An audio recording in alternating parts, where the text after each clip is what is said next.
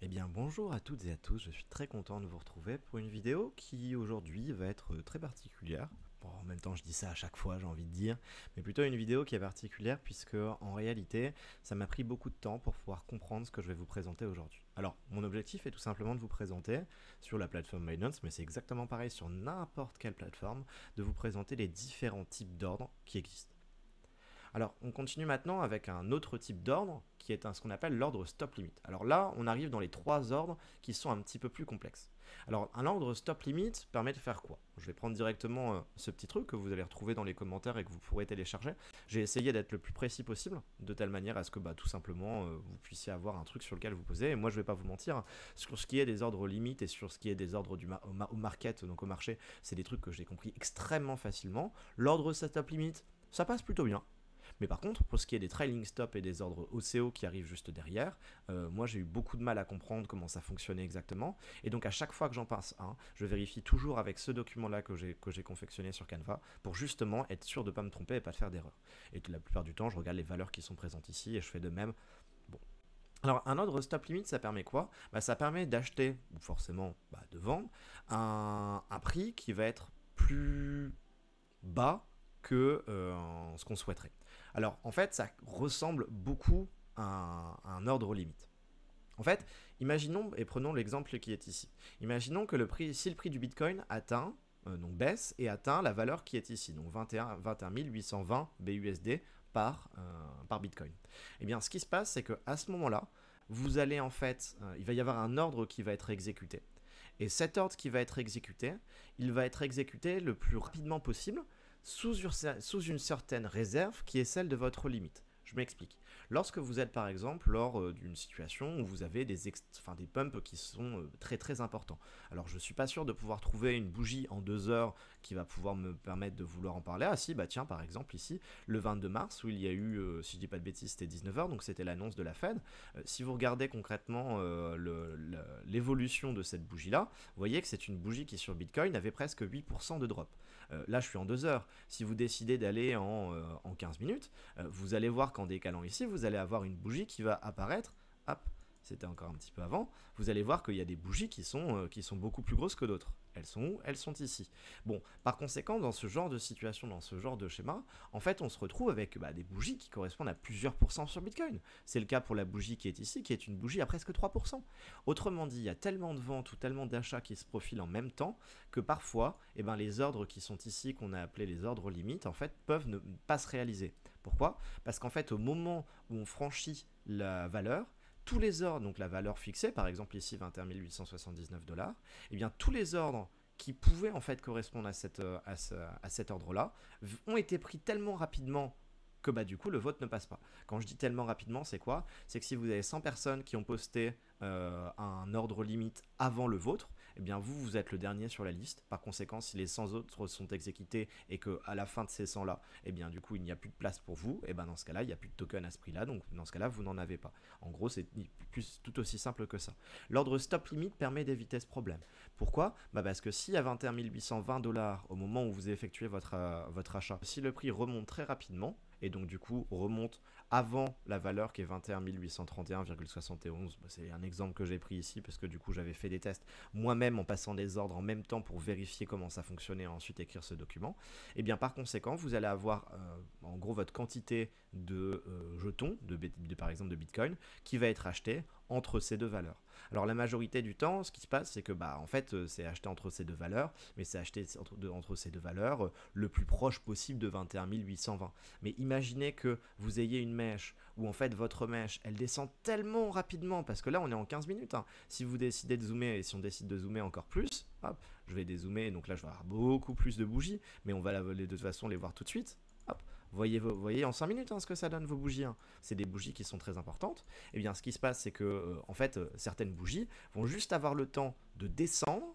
Et au moment où c'est descendu, il va y avoir plein d'ordres qui vont être exécutés, qui fait que le vôtre, il passera peut-être en dernier, donc il ne sera pas exécuté, mais il aura été touché. Et donc, si vous étiez directement juste en ordre limite, votre ordre n'aurait pas été exécuté. Or là, comme vous avez laissé un petit intervalle où à partir du moment où 21 800 est touché, vous voulez acheter jusqu'à la valeur maximum qui est 21 831, eh bien si plein de personnes ont leur ordre qui passe et que malheureusement, entre 21 820 et 21 831, il n'y a plus de place pour vous, dans ce cas-là, tant pis, mais vous auriez fait ce que vous avez pu. Et puis dans ce coup-là, c'est que vous aviez anticipé un maximum les choses, et c'est juste que la volatilité du marché était absolument dingue. Et puis normalement, même si à 1021 820 il n'y a plus de place, eh bien dans tous les cas, entre 21 820 et 21 831, vous allez encore avoir des ordres qui vont être disponibles, c'est quasiment certain. Et donc par conséquent, vous aurez un prix d'achat qui sera un peu supérieur à 21 820, mais au moins votre ordre en stop limit d'achat va être validé. Par conséquent, ce qui est évident, c'est que vous voulez faire un achat, eh bien votre ordre stop doit être forcément inférieur au prix actuel. On va prendre un exemple. On va revenir ici, allez, je vais me mettre en vue 4 heures, ce sera plus simple pour pouvoir derrière bouger notre graphe. Et puis on va décider de créer un peu de la même manière un ordre stop, enfin stop limite plutôt. Eh bien décidons la chose suivante. On va dire actuellement on est en achat. On est sur un stop limit en achat. On voit d'ailleurs qu'ici il n'y a rien d'affiché. Moi c'est vraiment le premier truc que je check, c'est vérifier sur la baisse des frais en fonction des différentes paires, mais en BTC USDT on l'a vu tout à l'heure, c'était pas le cas. Eh bien si par exemple on atteint ici, on va dire cette résistance, hop, à 21 000, alors je vais la changer un petit peu, je vais dire 27 250, on va se mettre un petit peu en dessous, hop, allez tiens, je vais la laisser à 27 250, très bien. Et bien si en fait notre Bitcoin, ce qui se passe, c'est que le prix va venir toucher ici, hop, et bien s'il décide de remonter tout de suite, et qu'on avait décidé non pas de mettre un stop limit mais un ordre limite, et bien notre ordre aurait peut-être pas été validé. Mais si par contre on met un stop limit, et bien dans ce cas là on dira tout simplement que si le prix du Bitcoin atteint 27 250, c'est-à-dire notre ligne blanche, et bien ce qui se passe c'est que on va décider d'acheter du Bitcoin, et même si ça remonte extrêmement rapidement, et bien en fait on va décider de poser une deuxième valeur, par exemple celle-ci, qui est, on va la simplifier, 27 500, juste pour vous montrer, et puis ensuite je donnerai entre guillemets un petit tips. Et bien du coup on dira que la limite c'est 27 500. Le montant du Bitcoin ou le total en USDT c'est vous qui le posez par exemple. Et bien si vous atteignez 27 250, donc là ce qui est ici, je vais le mettre en rouge, et bien si vous atteignez cette ligne en rouge, et bien votre ordre va être mis dans le carnet d'ordre qui est ici, et donc par conséquent s'il y a encore du Bitcoin en vente à 27 250, et bien vous allez en acheter automatiquement, ça va s'acheter. Mais par contre, s'il n'y en a plus, et bien même si le Bitcoin remonte, et bien derrière, vous allez quand même pouvoir acheter du Bitcoin. Et en l'occurrence, vous aurez un prix qui sera compris forcément entre 27 250, la ligne rouge, et 27 500, la ligne blanche. Bon, ça, c'est relativement clair et assez simple à comprendre. Alors, vous voyez qu'ici, j'ai mis 250 $ d'écart. Il n'y a pas besoin de mettre 250 $ d'écart, hein, c'est beaucoup trop. En réalité, même déjà 50 $ d'écart, c'est beaucoup. Tout est une question de volatilité, de volume aussi au niveau du coin. Moi, j'ai tendance à dire que si vous mettez du 27 250, si vous mettez 27 300, vous avez déjà un écart de 50. Franchement, c'est déjà très bien. Sur d'autres coins, où il y a justement une volatilité qui est beaucoup plus importante que sur le Bitcoin, voire même dans des périodes de volatilité très fortes sur le Bitcoin, alors dans ce cas-là, peut-être que le 50, c'est 50 $ ou 50 USDT d'écart, peut-être que c'est le minimum. Dans ce cas-là, il suffit juste de modifier. Ici, on ne mettra pas à 27 500, on mettra à 27 300. Et puis ici, vous pouvez remodifier la valeur que vous voulez acheter en USDT au moment où votre stop limit est réalisé. Et puis évidemment, la première chose, c'est que la valeur de votre stop doit être inférieure au prix du marché. Et la deuxième chose également, c'est que la valeur de votre de votre limite ici doit être supérieure à la valeur de votre stop. C'est pour ça que je regarde toujours et je vérifie ici qu'on a bien, c'était ici en stop limit, on a bien du coup la valeur du stop qui est bien inférieure à celle du limit, ou inversement celle du limit qui est supérieure à celle du stop.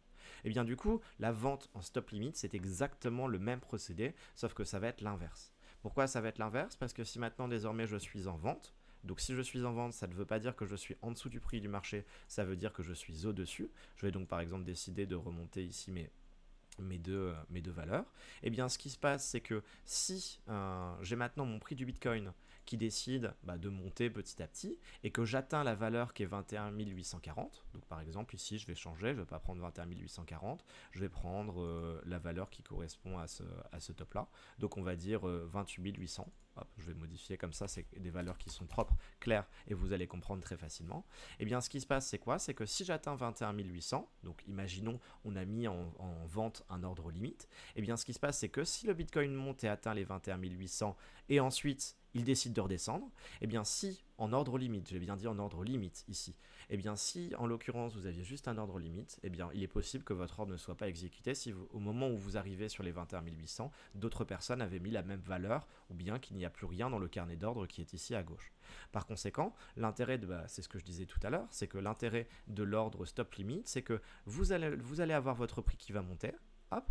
Et même si ça ne se déclenche pas le prix et que le prix continue à descendre, parce que forcément si le prix monte vous allez encore avoir de la liquidité, donc vous allez pouvoir acheter, vendre vos bitcoins, et bien puisqu'il va y avoir des acheteurs si le prix monte forcément, et donc par conséquent si le prix touche que ça ne vend pas pour vous et que ça descend, et bien à ce moment-là, vous allez décider d'une valeur qui correspond du coup à votre stop, et donc vous allez par exemple pouvoir dire la chose suivante, et bien si ça touche 28 800, donc la ligne blanche, et bien dans ce cas-là, vous voulez vendre, mais si malheureusement ça ne se vend pas, et bien vous décidez par exemple de vendre à maximum 27 000, tiens je vais mettre 850, on parlait de 50 € d'écart, oups j'ai fait une petite bêtise, c'est 28 850, hop, et donc, non, c'est pas 850, c'est 750, my bad.